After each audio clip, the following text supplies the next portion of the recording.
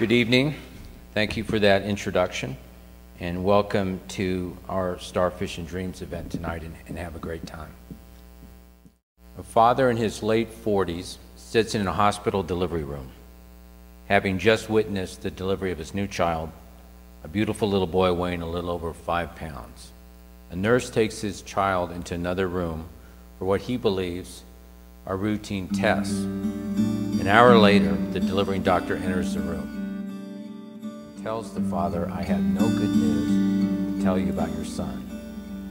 We suspect he has Down syndrome." When the father, who doesn't know much about Down syndrome, asks what Down syndrome is, the doctor tells him it's like mongoloidism.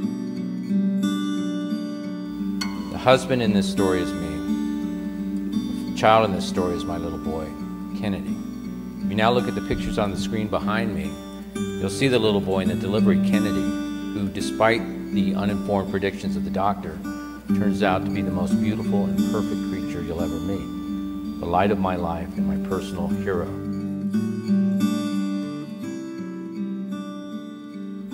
It is said that developmental disabilities can sometimes result in deficits in cognition. While true, I think the opposite is also true, that people without developmental disabilities can sometimes experience their own deficits.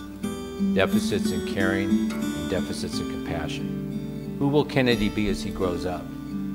Will Kennedy be like Garnet Smoot, who also has Down syndrome and works in our East Colfax store, and every week brings in his bowling score and announces it over the PA system to the applause of customers and employees? Will Kennedy be like Jody Luft, who has cerebral palsy and works in our Arvada store, and during the occasion of a new store opening in a live radio interview, told the entire city of Denver that the president of ARC-Me wasn't behaving? Will Kennedy be like Lori Espinoza? Lori works as a greeter in our JCRS store, and at a meeting of our CEO group, informed my fellow CEOs that she was gunning for my job because she would throw better parties. And when I chided her at bowling night about this, she told me she was throwing me under the short bus. For 40 years, ARC Thrift Stores has been a beacon of hope for families and individuals with developmental disabilities, which include Down syndrome, autism, and cerebral palsy, and all forms of cognitive deficit. We're the leading funder of advocacy for persons with developmental disabilities in the state of Colorado, and the people we support help people with disabilities find jobs, housing, medical services, and schools. We're also one of the state's largest employers of people with disabilities. We support employment of many other disadvantaged populations, including the homeless, women from safe houses, refugees.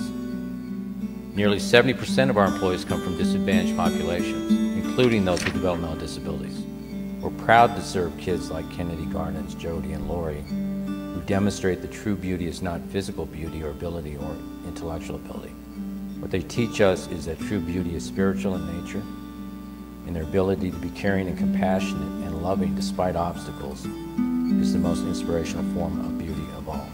One last story. Like most kids with Down syndrome, my son Kennedy loves to dance. His first thing was Cat Stevens on PBS. Now he dances every time he hears music, and there was a time not so long ago when he would dance if he turned on the blender or opened the garage door. In conclusion, help us celebrate tonight our great and noble mission, beauty and uniqueness of the great kids and adults we serve.